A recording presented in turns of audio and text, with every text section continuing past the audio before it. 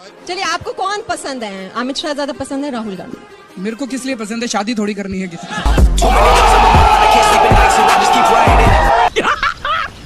मस्त जोक मारा। जिससे काम पड़ेगा इन दिल्ली वालों के लिए, उसी के पास चला जाऊंगा। अपने दिल्ली वालों के लिए किसी के पैर पकड़ने पड़ेंगे, हाथ जोड़ने पड़ेंगे, काम करा के ले आऊंगा आपका सबका। कितने तेजस्वी लोग हैं हमारे पास, कितने शानदार विचार रखते हैं जी। मंत्री ये इकलौते शायद प्रधानमंत्री हैं जो पूरा कार्यकाल बिना प्रेस कॉन्फ्रेंस के इनके बीत गया, और आपको भी चाहत रही कि एक बार वो समय दें। अगर वो आप समय मिलता तो आप प्रधानमंत्री से एक सवाल सबसे महत्वपूर्ण क्या पूछते? यही कि आप इतना झूठ क्यों बोलते हैं?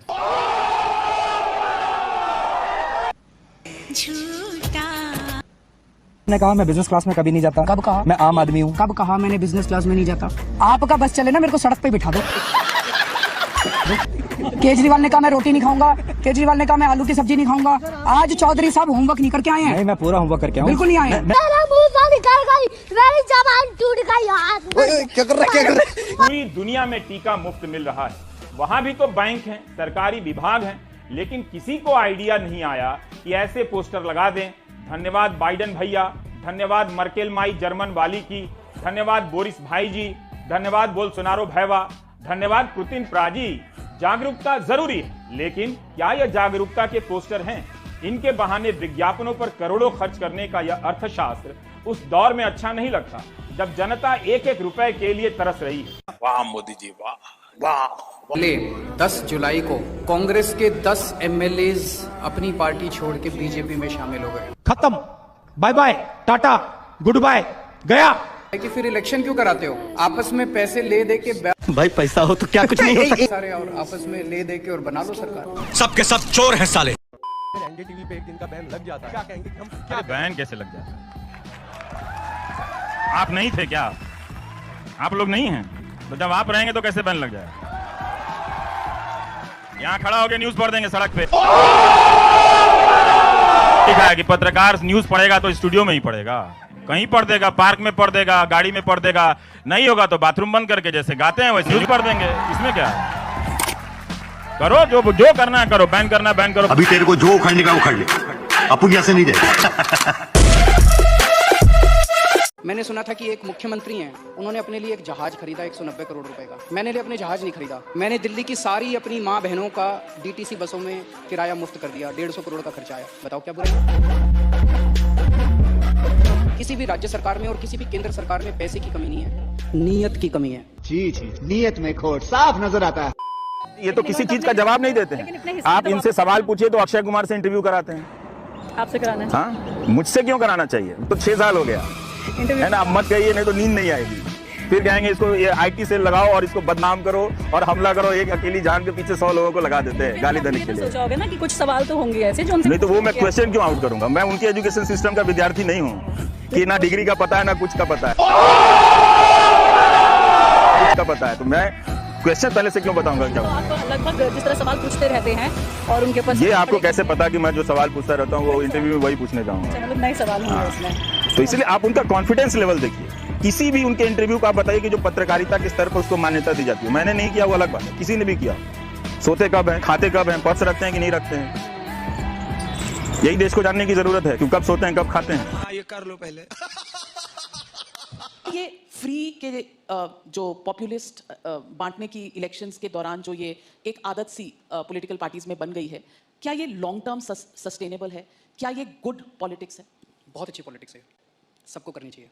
ऐसा तो सोचने का सवाल ही नहीं उठता।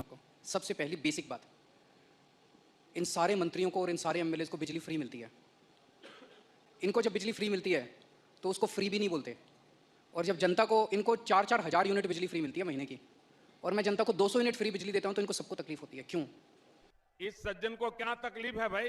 क्या तकलीफ है इनको? मंत्रियों को जो फैसिलिटी मिलती है मैं अपनी जनता को देना चाहता हूं तो इनको क्यों तकलीफ होती है?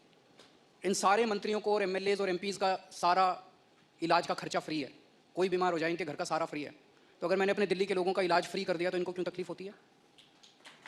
जो चीजें इन मंत्रियों को और इन संतरियों को मिलती है मैं अपने लोगों को देना चाहता हूं। अरे बेटे, तुझे थकान नहीं लग रही क्या? नहीं। क्या भारत एक मजबूत राष्ट्र बने? कमजोर कब था? कोई हाथ डाल के गया क्या आजादी के बाद से? हमेशा ही मजबूत राष्ट्र था। मजबूत नेता चाहिए।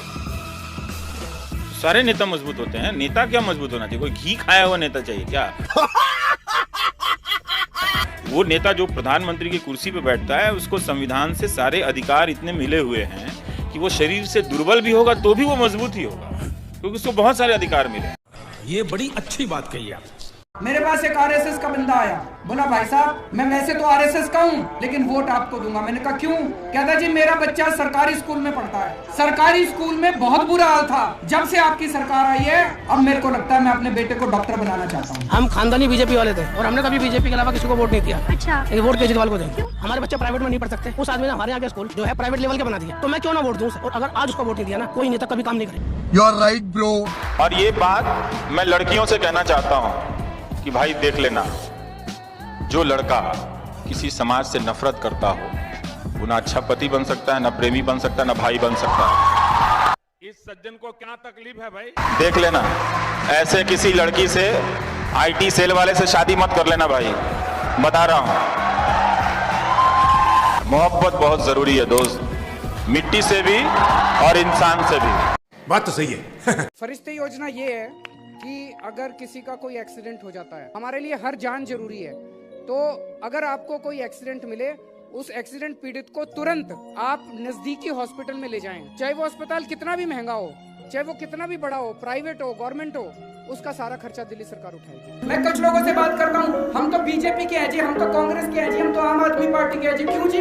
कोई कहेंगे जी हमारे बाप दादा बीजेपी के थे, हमारे बाप दादा कांग्रेस के थे। मैं ये नहीं कह रहा आप लोगों को कोई पार्टी ज्वाइन करनी चाहिए, मैं ये नहीं कह रहा सब लोगों को चुनाव लड़ने चाहिए, लेकिन इंटरेस्ट लेना चाहिए कि देश में चल क्या रहा है। एक पार्टी अगर भ्रष्टाचारी है, आपको तय करना उसको वोट देना है। एक पार्टी हिंदू मुसलमान के दंगे कराती है, आपको तय करना है वोट देना है।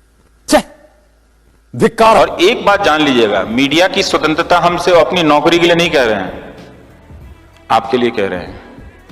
जब मीडिया नहीं होगा आप नहीं होंगे, क्योंकि आपकी आवाज नहीं होगी।